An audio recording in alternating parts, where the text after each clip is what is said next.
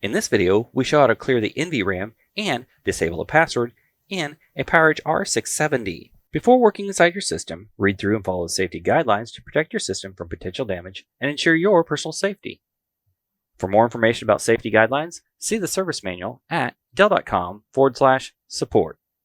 To clear the NVRAM or disable the password with riser 4 removed, we need to have access to these dip switches. To clear the NVRAM, turn off the system and slide dip switch over and power on the system.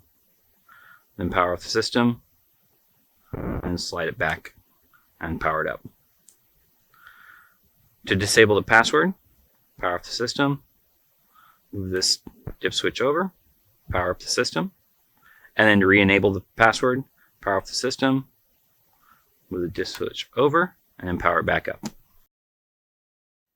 For more information or support about the PowerEdge R670, visit dell.com/support.